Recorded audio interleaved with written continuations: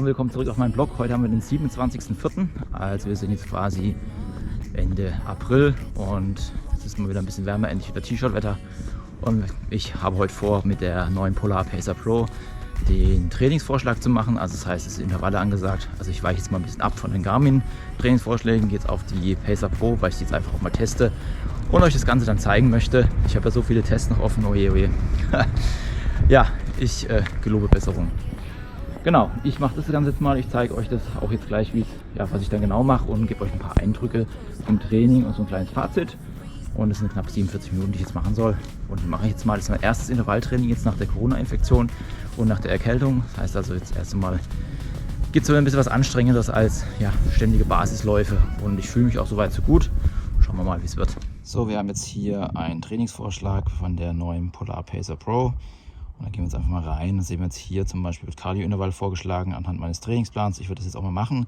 Herzfrequenzzone 1 bis 5. Dann können wir uns das Ganze nochmal anschauen, wie das hier aussieht.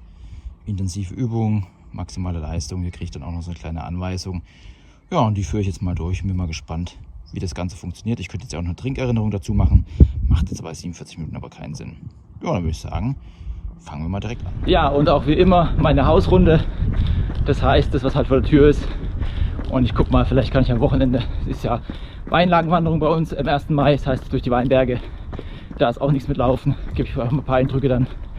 Und ja, wir bekommen jetzt hier die Anzeige der Aufwärmung. Unten sehen wir dann entsprechend, wie das Ganze zeitlich abläuft. Und oben sehen wir dann, in welchem Herzfrequenzbereich ich bin. Und das Ganze ist hier mit Prozent, deswegen ist hier auch so ein niedriger Wert. Und ja, ich laufe hier immer auf Reserve.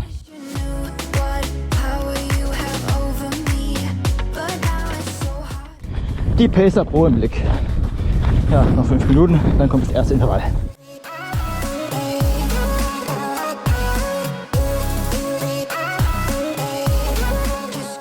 Ja, erstes Fazit, Pacer Pro, erstes Intervall, ich bin am Arsch.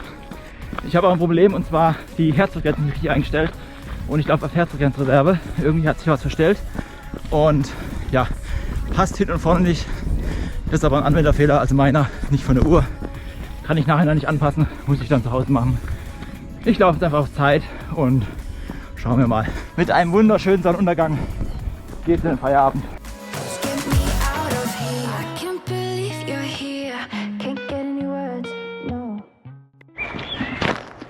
So, erstes Intervalltraining mit der Pacer Pro abgeschlossen. Und ja, alter Vater, ich bin fertig.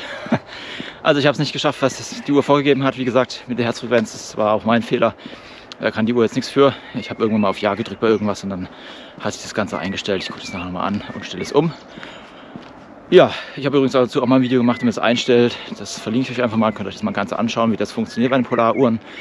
Ich habe jetzt einfach das geändert. Also statt, ich glaube, 5 Minuten laufen oder 4 Minuten beim Intervall, ich habe schon vergessen, Gott, ich bin einfach durch, habe ich dann einfach 400 Meter draus gemacht und bin 400 Meter auf Pace gelaufen, so knapp 5er glatte Zeit. Das ist für mich aktuell wirklich sehr anstrengend, weil ja, ich doch ein kleines Defizit habe. Ansonsten, mein Eindruck von der Uhr ist wirklich schon mal sehr gut, also ich kann da echt nichts sagen. Manche haben wahrscheinlich wieder ein Problem im Displayrand, was auch völlig okay ist, aber so von den Funktionen her, was die Uhr bietet, ist sie wirklich top. Und da ist echt die Frage, die Vantage V2 hat da starke Konkurrenz, weil es gibt da so ein paar Kleinigkeiten, die abweichen, auch mit der Polar Critics Pro, wobei die noch andere Annehmlichkeiten dann hat, die die Vantage V2 nicht hat. Und das werde ich auch mal ein Video machen. Ich mache da mal ein Versus-Video zwischen der Polar Critics Pro und der Pacer Pro. Ja, wirklich ein gutes Produkt, was Polar rausgebracht hat.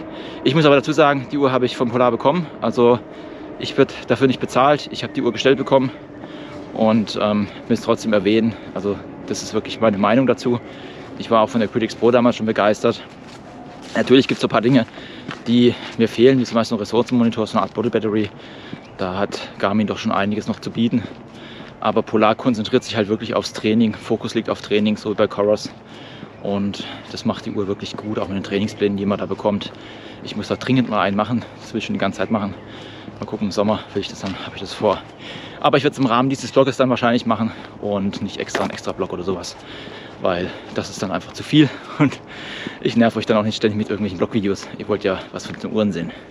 Ja, einen wunderschönen guten Morgen. Heute mal mit anderer Ausrüstung, heute mal mit Mütze und mit Pulli und der Pace Pro von Polar, beziehungsweise hier die Phoenix 7 dabei, weil heute steht eine kleine Wanderung an. Und zwar haben wir am 1. Mai immer Weinlagenwanderung in Heppenheim. Sagen wir mal so, normalerweise, das ist jetzt ein paar Jahre ausgefallen wegen der Pandemie, aber heute ist das erste Mal, dass es stattfindet. Ja, und traditionell gehen wir da mit meinen Kindern und anderen Familien jetzt mal die Weinlagen entlang und probieren ein bisschen Wein. Muss auch mal sein. Also wir werden jetzt hier hinten loslaufen und dann geht es hier über die ganzen Berge hinüber und dann entsprechend entlang. Ja gut, ich nehme euch jetzt einfach mal ein bisschen mit, zeige ein paar Impressionen, vielleicht sage ich noch ein, zwei Sachen dazu. Ist ja auch so eine Art Sport. Das ist etwa, ich glaube 10 Kilometer, 15 Kilometer laufen wir heute. Das ist etwas kürzere Variante laufen wir. Es geht glaube ich bis zu 20 Kilometer. Aber mit den Kindern ist es dann doch ein bisschen zu weit.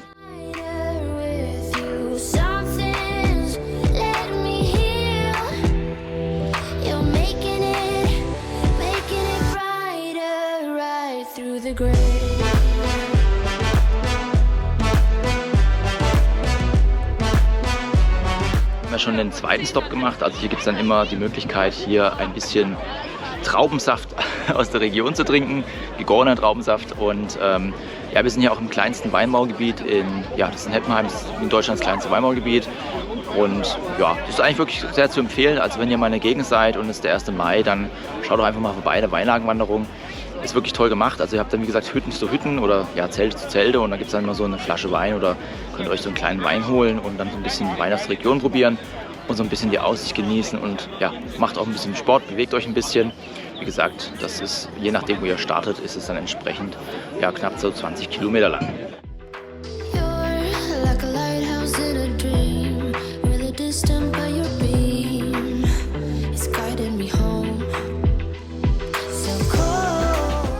So, die Weinlagenwanderung neigt sich jetzt dem Ende zu. Wir haben jetzt so knapp, ein bisschen was über 10 Kilometer sind wir jetzt gelaufen. Und war jetzt auch ganz schön, war ein bisschen schwer. Musste alles mit so einem Bollerwagen und den Kindern und so weiter. Das ist dann schon etwas anstrengender. Ja, wenn der Blog gefallen hat, ich mache hier mal eine Playlist zu dem ganzen Blog. Da könnt ihr euch von Anfang an anschauen. Beziehungsweise wenn du neu auf dem Kanal bist, ich mache hier unten mal eine Playlist. Da habe ich so alles von meinen Sportuhren, was am Kanal hauptsächlich läuft, mal verlinkt. Ansonsten würde ich mich freuen, wenn du hier wieder vorbeischaust und ja, ich wünsche dir alles Gute, bleib gesund, tschüss, bis zum nächsten Mal.